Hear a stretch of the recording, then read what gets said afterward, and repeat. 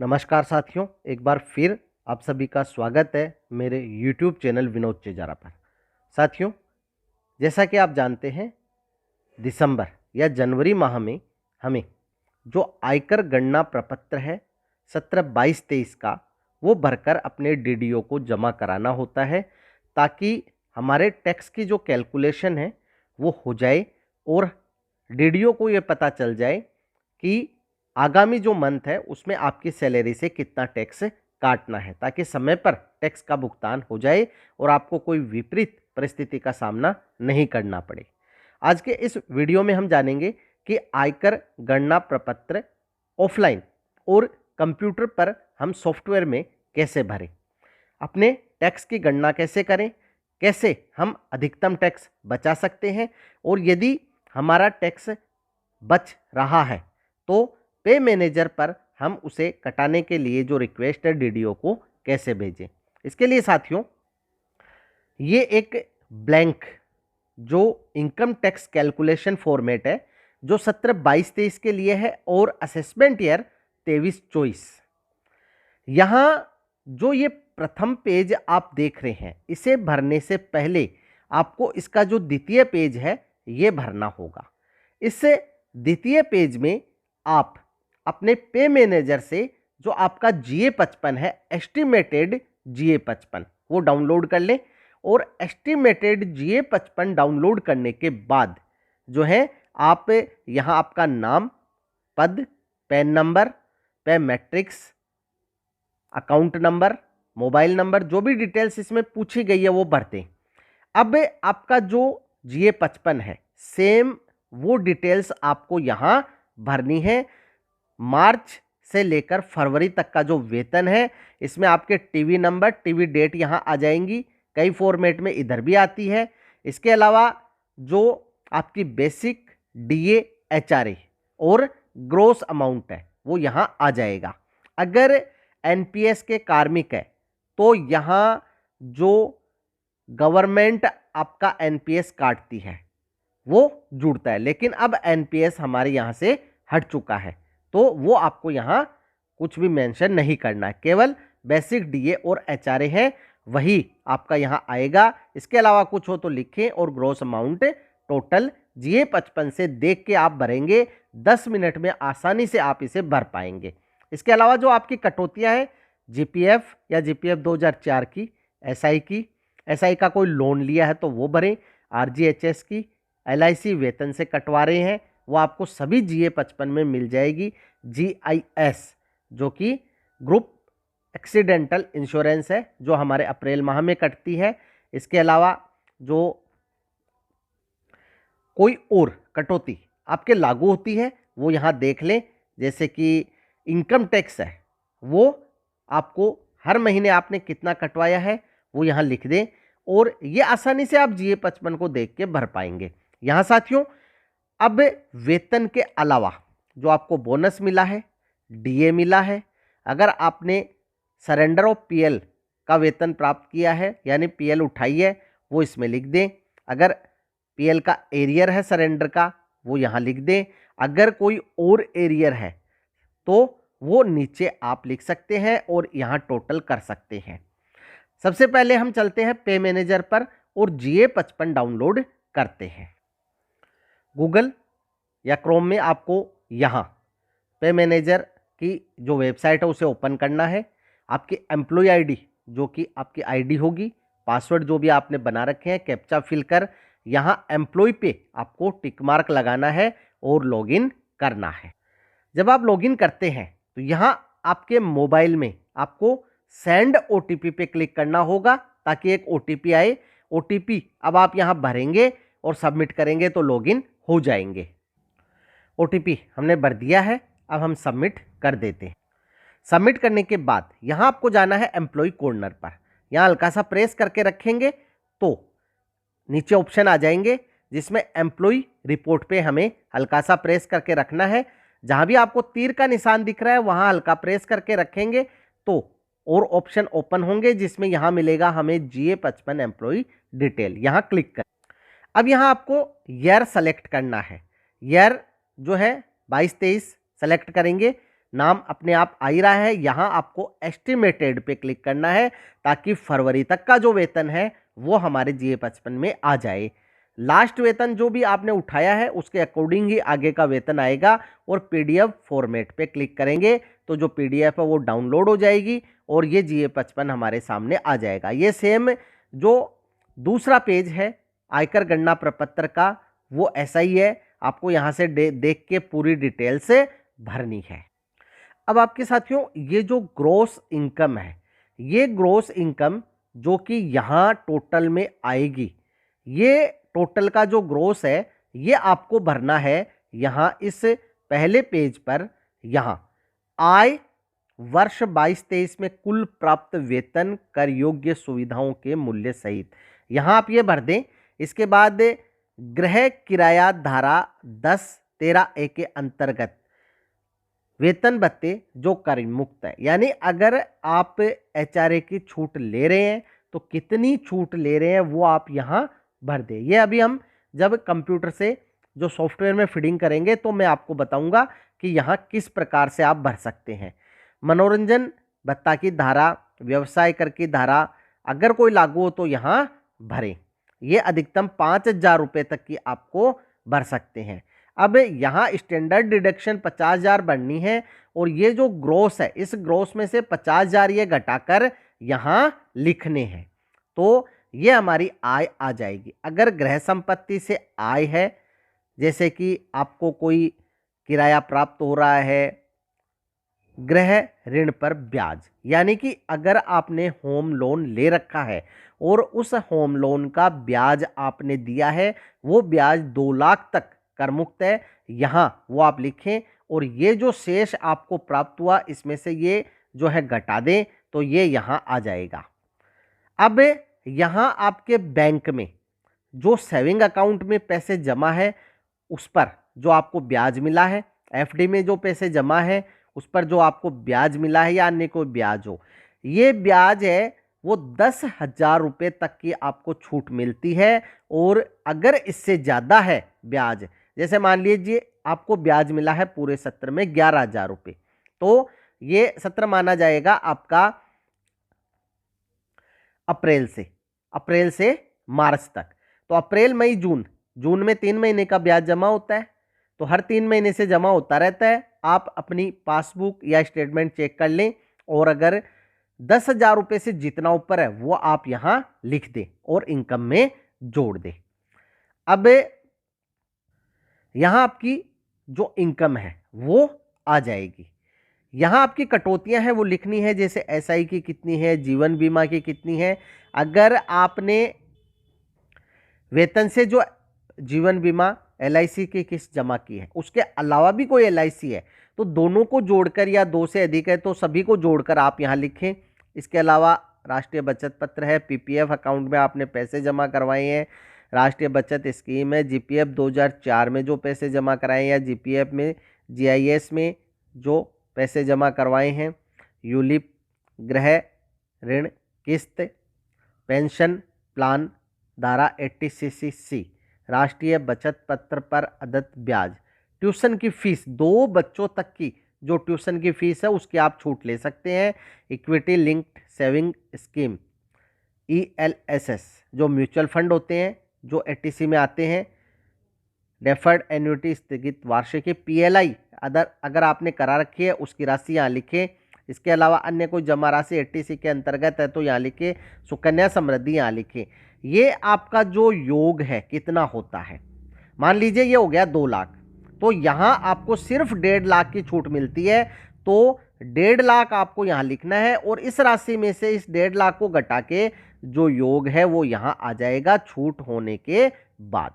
अब आपको कुछ छूट इस 80C के अलावा मिलती है, जैसे चिकित्सा बीमा का जो प्रीमियम है स्वयं का, पति या पत्नी का 25,000 रुपये तक का, माता पिता में 25,000 रुपये तक का, वरिष्ठ नागरिक है तो 50,000 रुपये तक का। तो ये आप यहाँ लिख सकते हैं। ये छूट केवल एक बार मिलती है, जैसे आपने इस बार करवाया है इस बार आप छूट ले सकते हैं, हर साल नहीं। अब 80 DD विकलांग आश्रितों का चिकित्सा उपचार पर यदि आपने अधिकतम 75,000 रुपये तक जो है आपको छूट मिल जाएगी। अधिक विकलांगता है तो 1,25,000 तक।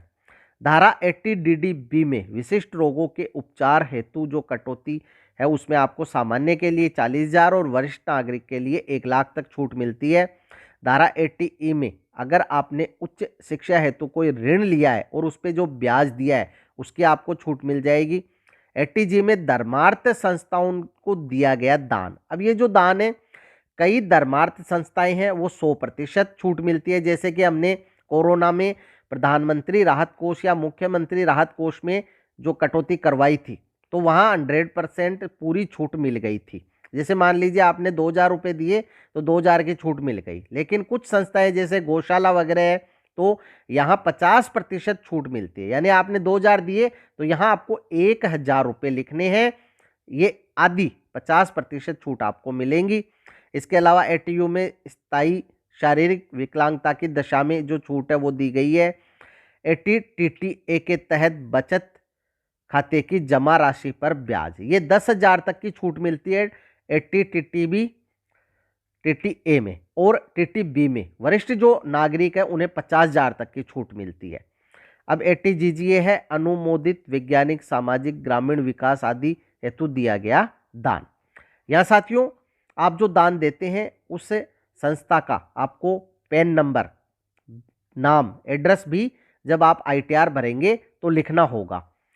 तो अब ये जो हमारे पास इनकम आई थी इसमें से अन्य जो कटौतियां ये घटा देंगे, ये आ जाएगी हमारे पास इनकम। और ये अगर 10 के गुणांक में नहीं है, जैसे मान लीजिए कि 4,56,354 रुपये हैं तो आप इसको 10 के गुणांक में 350 कर लें। अगर लास्ट में 356 है तो इसको 360 कर लें। अगर 5 से पहले है तो पिछला गुणांक और 5 से आगे है तो अगला गुणांक।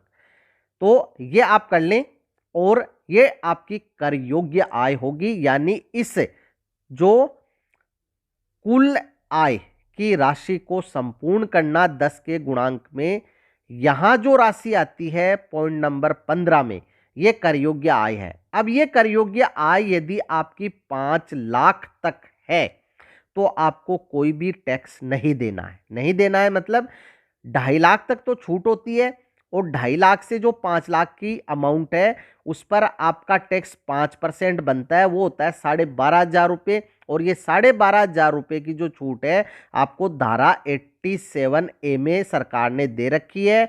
तो ये जो आपका टैक्स बनेगा 12,500 रुपये, ये यहाँ घट जाएगा तो टैक्स 0 हो जाएगा। लेकिन यदि 5 लाख और 1 रुपया भी ऊपर है तो ये 12,500 रुपये आपको पे करने होंगे और 1 रुपया जो है उसका 20% जो टैक्स बनता है। यानी कि सामान्य करदाता के लिए 2.5 लाख तक छूट है, 2.5 से 5 लाख तक 5% टैक्स है, 5 से 7.5 तक है वो 10% टैक्स है। ये सामान्य करदाता है जो कि न्यू टैक्स रिजाइम में जाते हैं।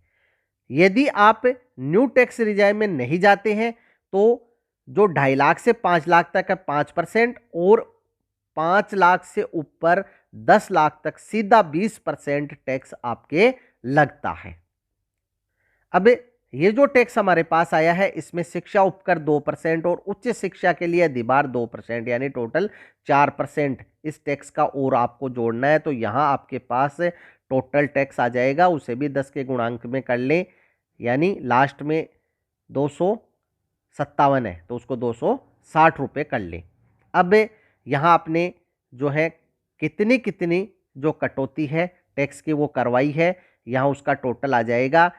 इसमें से ये घटा दे तो शेष आपका जो टैक्स है आपको कितना जमा करवाना है, अगर प्लस में है और अगर माइनस में है तो वो आपको रिफंड हो जाएगा जब आप ITR भरेंगे। अब हम चलते हैं कंप्यूटर पर और सॉफ्टवेयर में इसकी फीडिंग करके समझते हैं और अधिक कैसे हम इसे आसानी से बना सकते हैं। क्यों हमने अब गूगल को ओपन कर लिया है, यहाँ हमें सर्च करना है राज सेवक।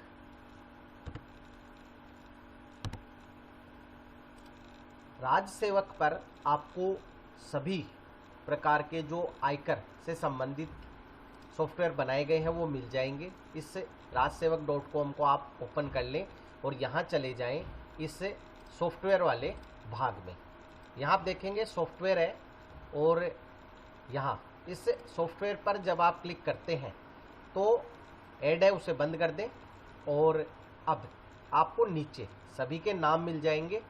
इन नाम में आप जिसका भी डाउनलोड करना चाहते हैं, जिन्होंने बनाया है उसका डाउनलोड कर सकते हैं। यहाँ मैंने जो हीरालाल जी जाट सर है उनका और इसके अलावा नीचे जो हंसराज जोशी सर है इनका दोनों ही सॉफ्टवेयर है उसको काम में लिया है। मैं आपको बताऊंगा अब कैसे आप इसमें जो कैलकुलेशन है करेंगे। यहाँ आप जैसे क्लिक करेंगे, क्लिक करने के बाद आपको नीचे सॉफ्टवेयर जो है वो मिल जाएगा और यहाँ आप देखेंगे income tax assessment FY 22-23 excel utility 9/10/22 को ये अपडेट किया गया है। इस पर क्लिक करें, ये डाउनलोड हो जाएगा। डाउनलोड होने के बाद आप इसको ओपन करें। जब आप इसे ओपन करेंगे तो यस का जो मैसेज आता है इस पर जो यस है आपको करना है और यस करने के बाद आपको यहाँ एक ऑप्शन मिलता है, ऑप्शन लिखा हुआ। इस ऑप्शन पे आपको क्लिक करना है और यहाँ क्लिक करने के बाद जब आप ऑप्शन पे क्लिक करते हैं इनेबल दिस कंटेंट, इस पे क्लिक करना है और यहाँ क्लिक करके ओके करना है। अब आपके सामने मैसेज आता है, इसको कंटिन्यू करना है। अब ये सॉफ्टवेयर है, इस पर आप काम करने के लिए तैयार है। आपको यहाँ जो नीचे ऑप्शन मिलता है, टैब मिलती है या शीट मिलती है, गेट इन जनरल इन्फो, इस जनरल इन्फो पे आपको क्लिक करके जो डिटेल्स है वो भरनी है। जैसे कि आपका नाम, एम्प्लॉय आईडी, डेजिग्नेशन। यहाँ आप मुख्यतः 4-5 डिटेल्स जो कि असेसमेंट में आती है, यहाँ असेसमेंट शीट मिलेगी। इस असेसमेंट में आप देखेंगे यहाँ एक तो आपका नाम आएगा, एक आपका पद आएगा और एक आपका पैन नंबर आएगा। इसके अलावा जो सैलरी वाली सीट है इसमें 2-3 डिटेल्स है वो और आएगी, जैसे कि आपकी एम्प्लॉय आईडी है या कैडर है या आपका ऑफिस है आदि। तो ये डिटेल्स आप मुख्य जो जनरल इन्फो है इसमें भर लें। इसमें जो डिटेल्स है हम भर लेते हैं। यहाँ कुछ ऑप्शन है, इस यस नो आपको करना है कि आपकी नियुक्ति 1-1-4 के बाद से है, तो अगर है तो यस करें, अन्यथा नो करें। आप प्रोबेशन ट्रेनिंग है यानी प्रोबेशन में है तो यस करें, अन्यथा नो कर दे। चिकित्सा विभाग से है तो यस करें, अन्यथा नो कर दे। NPA आपको दे है तो यस करें, अन्यथा नो कर दे।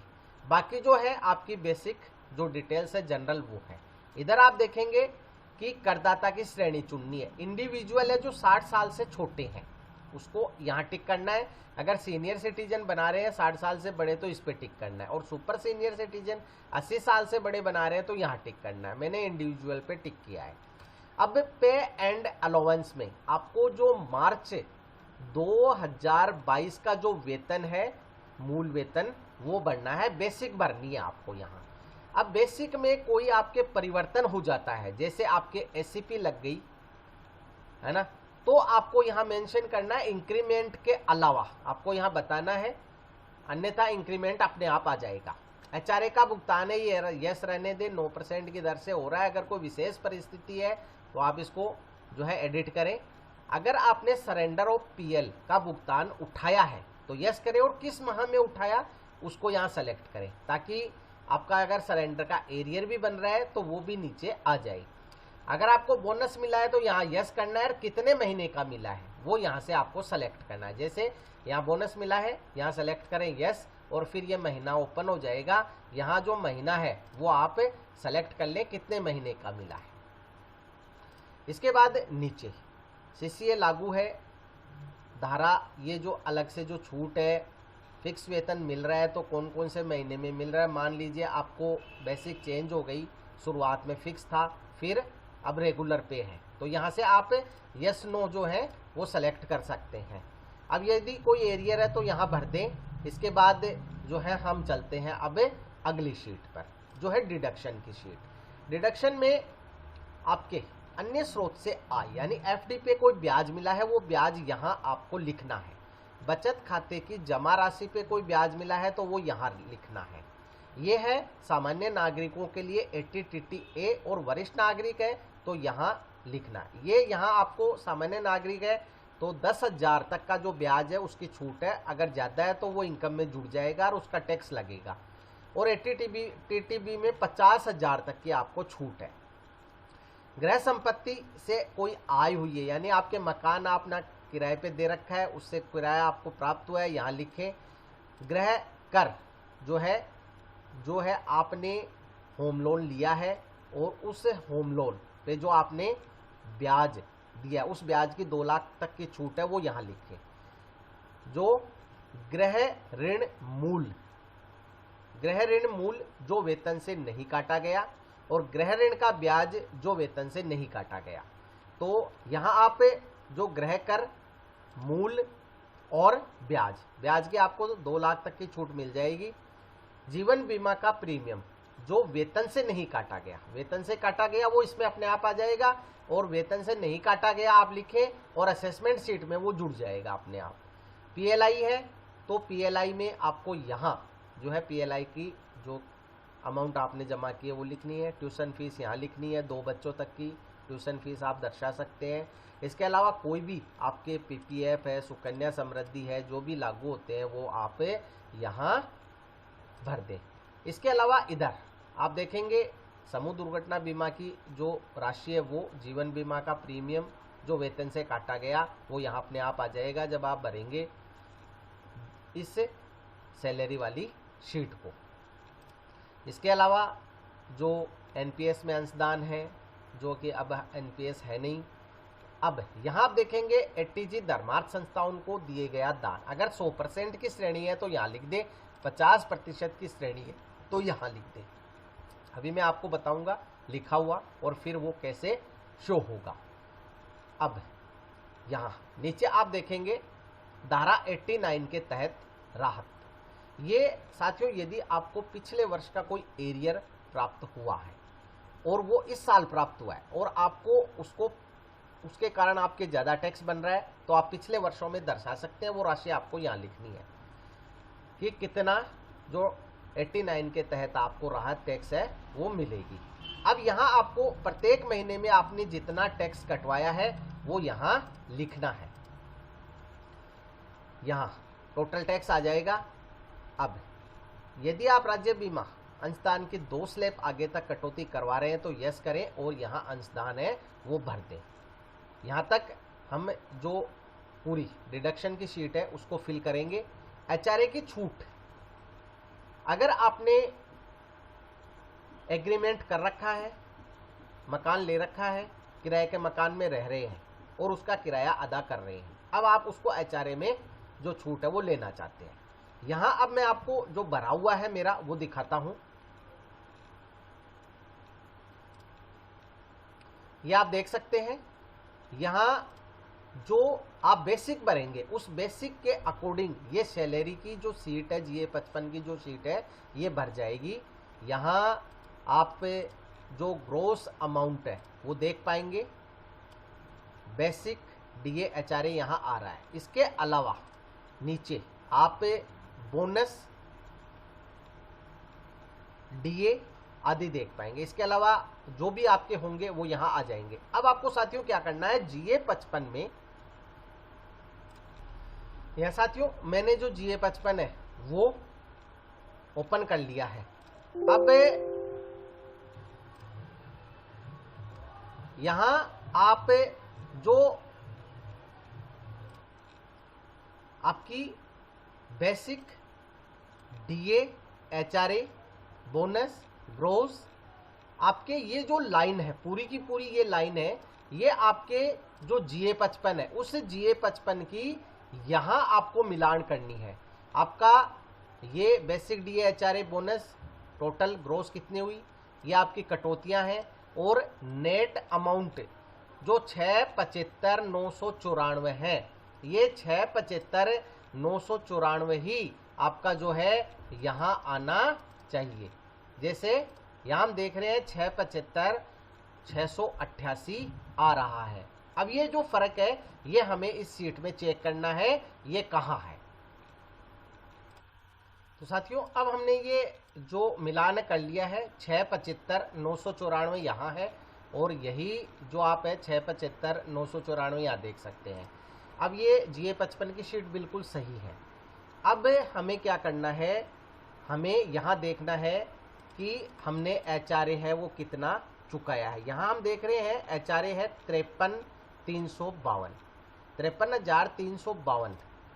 अब यदि आप यहाँ वास्तविक जो मकान किराया आपने चुकाया है, अगर आप 1 लाख तक चुकाते हैं तो आपको कोई भी पेन नंबर की ज़रूरत नहीं होती है, केवल रसीद की ज़रूरत होती है, एग्रीमेंट की ज़रूरत होती है। जैसे मान लीजिए आपने ये चुकाया है 99,000। यहाँ अगर आप HRA की छूट लेना चाहते हैं तो इसे यस करना है। यस करने के बाद यहाँ जो है आप जो राशि भरेंगे 99,000, उसके हिसाब से आपको 18,113 रुपये की छूट मिलेगी, जो 53,000 रुपये आपने चुकाए हैं उसमें से। यहाँ आप नीचे देख सकते हैं 3 नियम यहाँ लागू होते हैं। प्राप्त मकान किराया भत्ता 53,352 है। वेतन जो बेसिक और महंगाई भत्ता DA है उसका 10% है, वो 18,113 रुपया है। और वेतन और DA का 40% 3,23,547 है। इन तीनों में से जो सबसे कम है ये है 18,113, इसकी छूट है वो आपको मिल जाएगी। और ये यहाँ असेसमेंट में जो है आप देखेंगे यहाँ भी प्रदर्शित हो जाएगी, ये इसमें से ग्रोस में से घट जाएगा। तो अब यदि आप जो है वो छूट ज़्यादा लेना चाहते हैं, यानी कि आपने किराया ज़्यादा अदा किया, मान लीजिए आपने 1,40,000 रुपये किराया चुकाया है, तो आपको पूरी की पूरी जो है आपका जो है HRA उसकी छूट मिल जाएगी। तो साथियों यहाँ HRA की छूट लेने के लिए आपको कुछ नियमों का पालन करना होगा, वो मैं आपको बता देता हूँ। आपका रेंट एग्रीमेंट होना चाहिए, किस मकान में आप रह रहे हैं, स्टाम्प पेपर पे। इसके अलावा आप जो HRA का भुगतान करते हैं 3-3 महीने से ऑनलाइन या चेक द्वारा होना चाहिए, उसकी रसीद होनी चाहिए। रेवेन्यू टिकट लगी हुई 3-3 महीने की रसीद होनी चाहिए। अगर ये सब आपके पास है तो फिर आप जो है आसानी से इसकी छूट ले पाएंगे। अब आपके पास केवल मकान मालिक का पैन कार्ड है, आप रेंट एग्रीमेंट लेना भूल गए या आपने करवाया नहीं, आपके पास मकान किराए की रसीद भी है। यहाँ आपने DDO को प्रस्तुत की, DDO वो देने से मना कर रहे हैं HRA की छूट, तो आप जब ITR भरते हैं तो भी इसे क्लेम कर सकते हैं। अगर इनकम टैक्स विभाग आपसे दस्तावेज मांगता है तो वो फिर आपको प्रस्तुत करने होंगे, नहीं मांगता है तो आपको छूट मिल जाएगी। और आपने दस्तावेज प्रस्तुत किए, विभाग संतुष्ट है तो वो आपको छूट दे देगा। अब हमने HRA की छूट ले ली, यहाँ HRA टेप भर दी, सैलरी वाला कंप्लीट कर दिया। अब आ जाते हैं असेसमेंट में। असेसमेंट में आप देखेंगे कि हमारा जो सैलरी है, इस सैलरी में आप यहाँ देख सकते हैं 8,73,350 ग्रोस सैलरी है। ये आपको जो है यहाँ मिलेगी 8,73,350। जो हमने HRA भरा था वो यहाँ आ जाएगा, इसमें से 8,73 में से ये घट जाएगा तो ये यहाँ आ जाएगा। अब स्टैंडर्ड डिडक्शन की जो छूट है 50,000 है वो इसमें से घट जाएगी, तो ये 7,69,998 बच जाती है। अब नीचे यहाँ जो है आप बचत खाते पर ब्याज। साथियों अगर आपको ये पता नहीं है कि और कौन कौन सी डिटेल्स इनकम में जुड़ेगी, तो अब हम चलते हैं इनकम टैक्स की वेबसाइट पर। यहाँ हमें गूगल में सर्च करना है इनकम टैक्स डिपार्टमेंट। यहाँ आपको कुछ जो है लिंक मिलते हैं। यहाँ आपको कौन सा ओपन करना है वो मैं बता देता हूँ। यहाँ आपको आना है home income tax department IECFO portal, इस पर आपको क्लिक करना है। क्लिक करने के बाद ये वही पोर्टल है जहाँ से आप ITR भरते हैं। आपको यहाँ जो है एक फेस बना हुआ दिखाई देगा, यहाँ आपको लॉगिन का ऑप्शन मिलेगा, यहाँ से आप जो है लॉगिन कर लें। लॉगिन करने के बाद आप यहाँ अपने पैन, यहाँ साथियों यूजर आईडी में हमें हमारे पैन नंबर भरने हैं और कंटिन्यू पे क्लिक करना है। जब हम कंटिन्यू पे क्लिक करते हैं तो यहाँ हमारे पास जो है पासवर्ड बनने का ऑप्शन आएगा। पहले यहाँ जो टिक मार्क है वो लगा दें, टिक मार्क लगा के यहाँ आपको पासवर्ड भरने। पासवर्ड हमने फिल कर दिए हैं। अब कंटिन्यू पे क्लिक करते हैं। OTP हमारे पास आ गया है, लॉगिन पे क्लिक करते हैं। जब आप इसके होम पेज पे पहुंच जाते हैं तो अब आपको यहाँ आना है। यहाँ आपको आपकी जो बेसिक डिटेल्स है वो दिखाई देगी। अब यहाँ कुछ ऑप्शन हो सकते हैं या फिर यहाँ ऑप्शन दिखाई नहीं देते हैं। तो यहाँ आप 3 लाइन देख रहे हैं दाईं ओर, यहाँ आपको जो है वो जाना है। अब यहाँ जब हम जाते हैं तो यहाँ जो मेनू आ जाता है, इसमें हमें जाना है सर्विसेज में। सर्विसेज में जाने के बाद हमें यहाँ क्लिक करना है एनुअल इंफॉर्मेशन स्टेटमेंट AIS पे। AIS पे जब हम क्लिक करते हैं, प्रोसीड बटन पे क्लिक करते हैं तो हमारे सामने एक नया पेज आ जाता है एनुअल इंफॉर्मेशन स्टेटमेंट का। ये साथियों अगर आपने अपना पैन कार्ड कहीं भी दर्ज करा रखा है तो उस पैन कार्ड से संबंधित सभी डिटेल्स है वो आपको यहाँ जो है जुड़ी हुई मिल जाएगी और वो सभी आपके इनकम में आ जाएगी। यहाँ आपको क्लिक करना है, 2 ऑप्शन है, एक इंस्ट्रक्शन, एक AIS पे क्लिक करना है। AIS पे जब आप क्लिक करते हैं नीचे आपको 2 ऑप्शन मिलते हैं। इसमें हमें आना है एनुअल इंफॉर्मेशन स्टेटमेंट, और जो आप डाउनलोड बटन देख रहे हैं इस डाउनलोड बटन पे क्लिक करेंगे। यहाँ से जो एनुअल इंफॉर्मेशन स्टेटमेंट PDF है इसको डाउनलोड करेंगे। इस PDF में आपको वो सारे जो इनकम है आपकी है वो प्रदर्शित हो जाएगी। यहाँ साथियों आपको ये पासवर्ड प्रोटेक्टेड फाइल मिलती है। यहाँ आपको पासवर्ड लगाना है स्मॉल लेटर में आपका पैन नंबर और डेट मंथ ईयर फॉर्मेट में डेट ऑफ बर्थ। अब यहाँ आप फाइनेंशियल 22-23 देख रहे हैं, असेसमेंट ईयर 23-24 देख रहे हैं। यहाँ आपकी जो सैलरी है वो आप देख पाएंगे। यहाँ Q1, Q2 24Q जो DDO भरवाते हैं उससे ये आ जाती है आपको कितनी इनकम हुई है, यानी सैलरी कितना आपने टैक्स कटाया है। अब नीचे आपके इसके अलावा भी कोई इनकम जो हुई है, जैसे ये हमें जो है इनकम टैक्स का रिफंड मिला था, तो इस इनकम टैक्स के रिफंड पे जो हमें ब्याज मिलेगा उस ब्याज को आपको इनकम में जोड़ना पड़ेगा।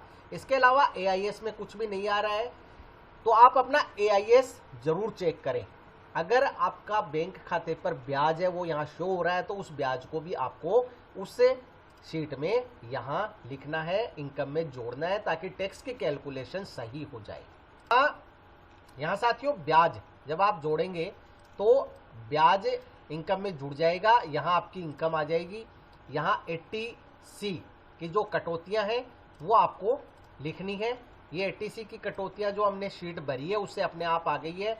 जैसे आप यहाँ देख सकते हैं ये 2,17,422 है, लेकिन हमें 1.5 लाख तक की ही छूट मिलेगी। ये 1.5 लाख है, इससे 7,69,998 में से घट जाएगा। अब इसके अलावा मैंने ज्ञान संकल्प पोर्टल पे जो डोनेशन है वो दिया है, ये हमें कहाँ भरना है ये हम देख लेते हैं। तो डिडक्शन में हम आएंगे। डिडक्शन में आने के बाद डिडक्शन में आप देखेंगे यहाँ जो 50% वाली श्रेणी है जो है गौशाला में और ज्ञान संकल्प पोर्टल पे डोनेशन दिया 3600 रुपये टोटल हुए, तो 50% के 1800 रुपये की आपको ये छूटें मिल जाएगी और ये यहाँ असेसमेंट में आ जाएगी। आप देख रहे हैं यहाँ 1800 रुपये है, इससे 1.5 लाख के अलावा जो कटौती है वो हो गई है और ये अब यहाँ कुल कटौती हो गई है 1,00,000 51,800 रुपये, यानी 1.5 लाख में 1800 और जुड़ गए हैं। तो अब जो ऊपर इनकम थी उसमें से ये घटने के बाद जो कर योग्य आय है वो 6,18,198 है। इसको राउंड फिगर में यहाँ 10 के गुणांक में 6,18,200 कर दिया गया है सॉफ्टवेयर के द्वारा। यहाँ साथियों जो 5% टैक्स बन रहा है 5 लाख तक का, 2.5 से 5 लाख, वो 12,500 बन रहा है, और ऊपर जो बन रहा है वो 20% बन रहा है, यानी ये 1,18,200 रुपये है। इसका 20% है 23,640 रुपये। अब ये दोनों जुड़ जाएंगे। यहाँ जो टैक्स है वो हो गया है, आप देख सकते हैं 36,140, और इसमें जो सेस शिक्षा उपकर और उच्च शिक्षा उपकर है वो 1,446 रुपये। टोटल टैक्स 37,586 रुपये है। 37,586 में से हमने जो कटौती है वो करवा दी है 37,000 रुपये की, तो 586 रुपये अब हमें और कटवाने हैं। तो ये 586 है, आपको यहाँ डिडक्शन में ऐड कर देने हैं। जैसे हम यहाँ डिडक्शन में ऐड करेंगे, नीचे मान लीजिए जो जनवरी महीना है या फरवरी महीना उसमें हम कटाएंगे, इसको हम कर देते हैं 3,000 रुपये। अब ये यहाँ सैलरी में भी आ जाएगा। आप यहाँ देख पाएंगे जो इनकम टैक्स है वो यहाँ आप देख रहे हैं 3,000 रुपये आ गया है, और ये यहाँ भी जुड़ जाएगा असेसमेंट में। और अब आप देखेंगे असेसमेंट में हमारे जो 414 रुपये है वो रिफंड आ रहा है। तो 414 रुपये जब आप ITR भरेंगे आपको रिफंड हो जाएगा।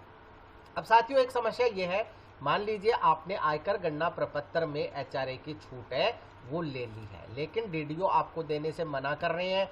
तो जब आपको वो 16 नंबर देंगे उसमें ये नहीं होगा, और आप जब ITR भरेंगे उसमें ये क्लेम करेंगे तो ये डाटा मिसमैच हो जाएगा। और इस पर इनकम टैक्स विभाग है वो बहुत ध्यान देता है कि आपने जो 16 नंबर DDO से जारी करवाया वो अलग है, आप जो ITR भर रहे हैं वो अलग है। फिर आपको जो है नोटिस आ सकता है, उस नोटिस का आपको संतुष्टिपूर्ण जवाब देना होगा। तो यहाँ आप जो है DDO को दस्तावेज प्रस्तुत कर हो सके वहाँ तक आपके 16 नंबर में कोई भी डाटा मिसमैच नहीं होना चाहिए, तो इससे आपको आगे कोई भी समस्या नहीं आएगी। यदि DDO देने से मना करते हैं और आप चाहते हैं कि हम ये छूट लें, तो आप इसको यहाँ दर्शाएं नहीं, पूरा टैक्स कटा दें, और उसके बाद जब आप ITR भरते हैं तो उसमें आप छूट क्लेम करें। देखा आ रहा है। तो साथियों कम से कम आप थोड़ा बहुत टैक्स ज़्यादा भरें, क्योंकि अगर आपने ब्याज की गणना नहीं की है या आपके कोई अन्य इनकम AIS में जुड़ जाएगी तो फिर आपको जो है ये इनकम टैक्स जमा कराना होगा। अब इसके लिए भी आपको घबराने की ज़रूरत नहीं है। जब आप ITR भरेंगे ये शो हो जाएगा कि आपको इतना टैक्स और जमा कराना है, तो वहाँ पे क्लिक करें और इनकम टैक्स की जो विभाग है उससे ऑनलाइन जमा कर दें, तो तुरंत वो जमा हो जाएगा। लेकिन समस्या ये आ जाती है कि तुरंत जो जमा होता है CSR नंबर और डेट है वो अपडेट नहीं होते हैं, वो आपको 26 AS में देखना होगा। वो भी मैं आपको बता देता हूँ 26 AS आप कैसे देखेंगे। यहाँ आपको वापस आना है इन्हीं 3 लाइन पर। 3 लाइन पर आने के बाद आपको बैक बटन पे क्लिक करना है, ई फाइल में जाना है। यहाँ जो ई फाइल देख रहे हैं इसमें आपको जो है इनकम टैक्स रिटर्न में आना है। इनकम टैक्स रिटर्न में आपको यहाँ 26 AS का ऑप्शन मिल जाएगा। 26 AS में कन्फर्म करें। कन्फर्म करने के बाद एक नई टैब ओपन हो जाएगी। यहाँ आपको आई एग्री जो है इस पर क्लिक करना है। आई एग्री पे क्लिक करने के बाद आप प्रोसीड पे क्लिक करें। प्रोसीड पे क्लिक करने के बाद नीचे आए और click view tax credit 26 AS form, इस पर क्लिक करें। यहाँ आपको असेसमेंट ईयर है वो सेलेक्ट करना है 23-24, सेशन 22-23 है, असेसमेंट ईयर 23-24 है। व्यू HTML सेलेक्ट करना है और व्यू और डाउनलोड पे क्लिक करना है। व्यू और डाउनलोड पे जब आप क्लिक करेंगे ये शीट नीचे आ जाएगी। अब यहाँ आप इसको PDF में भी जो है वो डाउनलोड कर सकते हैं। तो यहाँ एक्सपोर्ट एज PDF पे क्लिक करें। अब एक्सपोर्ट एज PDF पे क्लिक करेंगे तो ये PDF पे डाउनलोड हो जाएगी। और नहीं करना हो तो आप यहाँ डायरेक्ट देख लें कि जो इनकम है वो यहाँ आ रही है, टैक्स कितना कटा है वो यहाँ आ रहा है। अभी हमारा जो है 2 ही क्वार्टर सीए ने भरे हैं, तीसरा क्वार्टर जब भरेंगे वो यहाँ अपडेट हो जाएंगे, इसलिए डीडीओ जो है समय पे 24 क्यू है वो भरवा दे ताकि ये अपडेट हो जाए। इसके अलावा इसमें जो टैक्स हम जमा करते हैं वो यहाँ आप देखेंगे, ये डिटेल्स ऑफ टैक्स पेड है, यहाँ आ जाएगा जो भी आप टैक्स जमा करेंगे। यहाँ बीएसआर जो कोड है, ये बीएसआर कोड और डेट आपको वहाँ फिर आईटीआर में भरने होंगे, जिससे वो टैक्स वो घट जाएगा और आपका आईटीआर है सक्सेसफुली सबमिट हो जाएगा। तो इस प्रकार से साथियों आप अपने आयकर की गणना कर सकते हैं। वीडियो यदि अच्छा लगे तो लाइक करें, शेयर करें, सब्सक्राइब करें और बेल आइकॉन को टिक करें ताकि नए वीडियो के जो नोटिफिकेशन है वो आपको तुरंत मिल सके। इसी के साथ आप सभी का बहुत बहुत धन्यवाद और मिलेंगे अगले वीडियो में।